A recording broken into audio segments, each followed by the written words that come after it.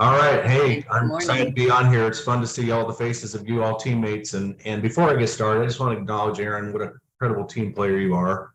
The way you promote the hierarchy leadership and cheerlead the system, it's no wonder you're attracting so many positive, awesome people. And you and Mike are just going to be legends in Primerica. So thank you for inviting me to be here today. I'm nervous, but first of all, I just hope everybody on this call just proudly represents Primerica. You know, I mean, what we do for people in sharing with them a strategy of debt freedom, affordable proper protection, dignity in retirement, incredible opportunity. I mean, it is just, I'm convinced that if people don't like Primerica, there's two things that are possible. One is they just haven't taken the time to think for themselves.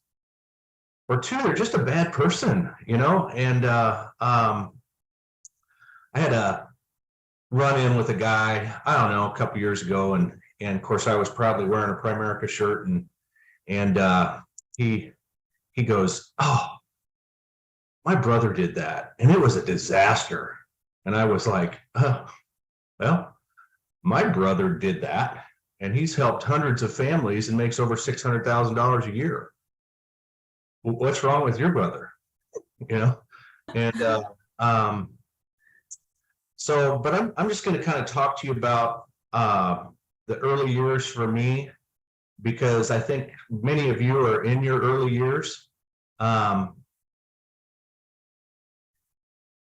And for me, it was just scary. I was just full of fear every single day. I mean, I really would sometimes stay up late at night because I didn't want to go to bed, because the moment I woke up, I'd have to face another scary day.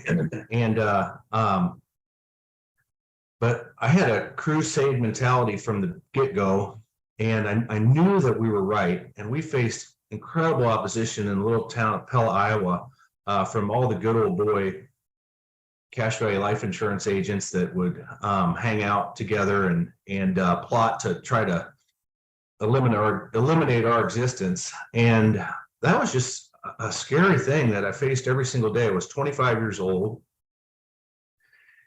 And so that was 30 years ago. So I'm 55. Today is my birthday. Today's your birthday? It is, yep. Happy birthday to you. There you go. Happy birthday to you. Come on, y'all. Happy Happy birthday, dear Greg. Happy birthday to to you. Thanks for spending your birthday morning with us, bud. Hey, no problem. Boy, you guys could start a choir. Wow. That's awesome. So the first time I ever met Shane Rudman, of course, I was anonymous, and he signed my program. And on that program, he I think he still signs this way. He put Shane Rudman, Proverbs 3 verses 5 and 6. And I was in a point in my life when I met him at a convention that I was just scared to death. I mean, I knew this was where I wanted to be, but I faced every day with fear. And that passage, many of you probably know it, is trust in the Lord with all your heart and lean not on your own understanding. In all your ways acknowledge him, and he will make your path straight. And it was just such a perfect message for me at the perfect time. And whenever I drove my car to appointments, I would just fill my brain with encouragement from our company leaders, and especially who you just saw, our company founder, Art Williams. I mean, I just wore their tapes out. And it's funny because I used to drive Sandy crazy, because just out of the blue, rather than sing some song like some people do, I mean, I just would break out in a Art Williams quote, or something that I heard on tapes over and over and over and over and over again, because that's what I was filling my brain with. And one night I had to drive my paint truck to try to deliver a policy. And so I didn't have a tape player in that truck. And when I got there, I found out that their Northwestern Mutual agent had come back in there and really, told a bunch of lies about our company and stuff like that. And I just, oh my goodness, this would have been a life-changing thing for these people if they had followed through on it. And he goes, well, one of the things he told us is that you guys are illegal in New York. And I had a brochure that showed what our market penetration was in every state. And I pulled that up and I go, okay, well, I'll show you that ain't true. And I went through, I looked at the brochure and New York wasn't on there. All 39 states were on there, but New York wasn't on there. And I'm like, oh crap. Maybe we are illegal in New York. Well, what I didn't know was that the laws in New York are that you have to have a company based in New York. And so Primerica was alive and well in New York, just under the guise of National Benefit Life, Well, I lost that sale. And I remember driving home that night, and this was probably in 94 or 95. I really had no teammates, probably 94, because my brother came on board in late 94. I really had no teammates. I was going to Des Moines which is about an hour drive, every Thursday night, every Saturday. Just couldn't get it going. And on my way home that night with a ladder sticking way out the back with a little flag in the back, and I was listening to the radio because I didn't have my tape player, and there was a show some of you may remember from years ago called TalkNet. There was a host named Bruce Williams, and he was talking about how crazy people are to own cash value life insurance and how they need to buy term and invest the difference. And I'm driving home from this appointment, listening to this, and I just rolled down my window, and at the top of my lungs screamed, "Is anybody?" And that release was pretty powerful for me at that moment, because I truly thought to myself, if this is where everybody would quit. I just think there's no doubt that almost everybody would quit right now. In fact, I might want to too, but I'm not going to. I'm going to keep this up. I got a crusade. I got to go out there, and if I could just help one more family, I'm going to do that. And but the early years were pretty rough. In 1994, I was part-time, although kind of full-time-ish. I'd do some painting to make some money and stuff like that. But 1994, I made $7,000 with Primerica. And in 1995, when our first daughter was born, I made $12,000. And before I tell this story, I want you to know what a perfect partner I have in this business in Sandy. She is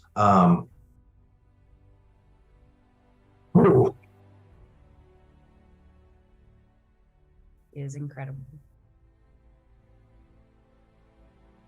my best friend and truly a gift from God.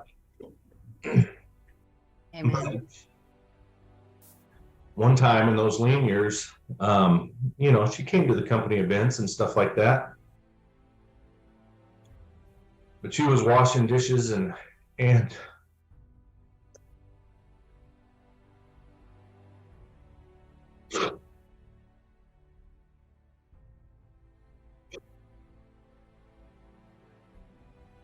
looked over her shoulder at me and said,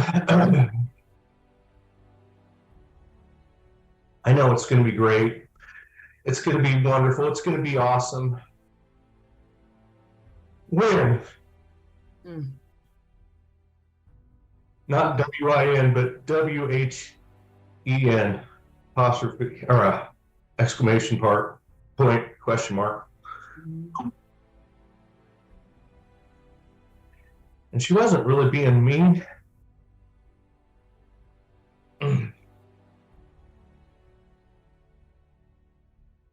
She was giving me a kick in the butt I needed.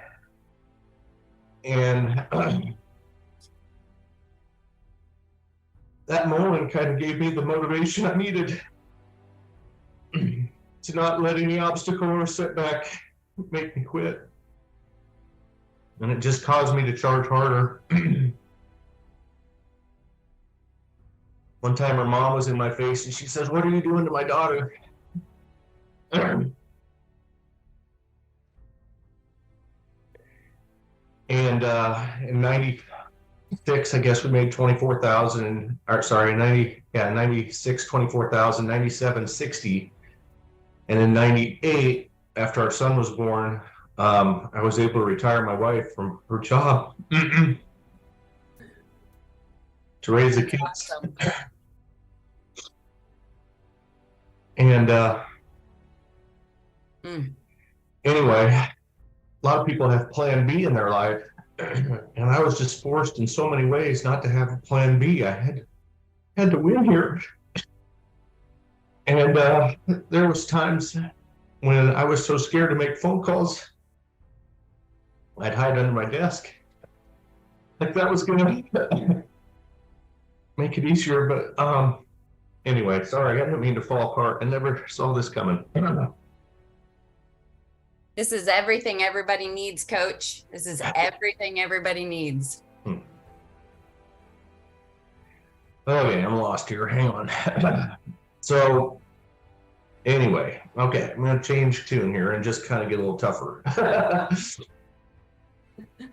One time we used to do a devotional in our office on Monday mornings just to kind of get the week started. And then we all would, and I don't like reading books, I just don't. And I'd rather listen to a tape, but I sound kind of old when I say that, don't I? But one time we were reading this 100 and whatever things of successful people or whatever, and we were reading one every week.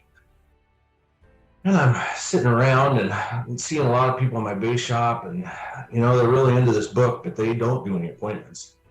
And they're lecturing to me on how to be a better leader. And I remember one time just slamming my hand on the table going, I don't need to read a damn book to know I need to be on 6 to 8 appointments a week. So I kind of started my week, you know? And you just got to be on those 6 to 8 appointments a week for a period of time in your life. And I've had a lot of people say to me, I just don't have anybody to call. And you've probably had that before, right? Well, there's a translation to that, leaders. When they say I have nobody to call, what they're saying is my belief and desire level are so low that I don't have anybody to call. Wow.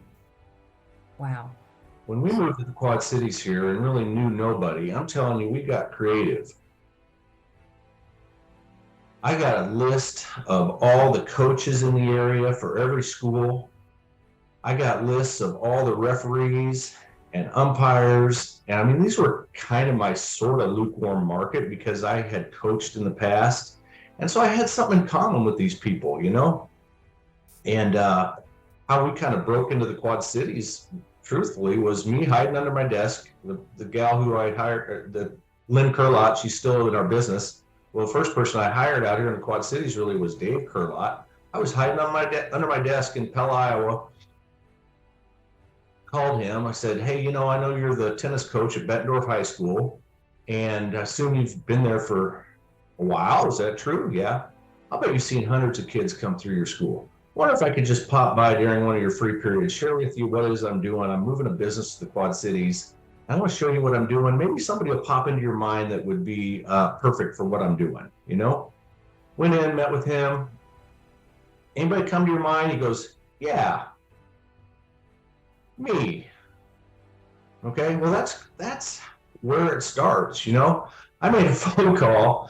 We played in the state baseball tournament. We were runners up in 1986. And one of the schools that was there was Davenport Central. Well, I went and looked at the whatever you call it, the program, and saw the roster, you know, from Davenport Central, and kind of did some research trying to find some phone numbers. I called this one guy. I only called one of them. And I said, hey, I'm from Pella, Iowa. I'm looking to expand into the Quad Cities, looking for some good people. I know this is bizarre, but I saw your name in the program for the 1986 baseball tournament. I was with Pella Christian. You were playing for Davenport North or whatever. I just like to pop by and introduce myself. I found out he thought I was a moron. And I also found out that he was selling life insurance for Aid Association of Lutherans. So not everything worked, okay? Most things don't work, but we had a desire and a passion to absolutely make it work, and knew that it was going to be incredible out here. And so yeah, we got creative and just made it happen. And so okay, I can see I'm done here. Tell me I don't look a little like Art Williams. Too long gray hair out here, and I'm about ready to burst into a little Art Williams because I just feel it coming on, okay? I don't know why I'm like I am, but my butt's always burning. I don't know why I'm like I am, but something inside me says, Art Dadgummit, you're supposed to be somebody. You're supposed to make a difference with your life. So come on, this goes for a flicker. Time is running out on you. And pretty soon they're going to be patting you in the face with a shovel. And when they pat you on the face with a shovel, they're going to say one or two. There's going to be a tombstone laying on your head, over your head, and that tombstone is going to say one or two things about your life. It's going to say, "Here lies a dud," or "Here lies a stud." What's your tombstone going to say? Aaron, that's, thank you. That was unbelievable. Guys, please Thank unmute you. yourself and let Coach Greg know. Yeah. Great job, Greg. Thank you. Awesome job. Awesome job. That was incredible. Love you, That was brother. incredible. Whew, whew. Oh my gosh. I can't even.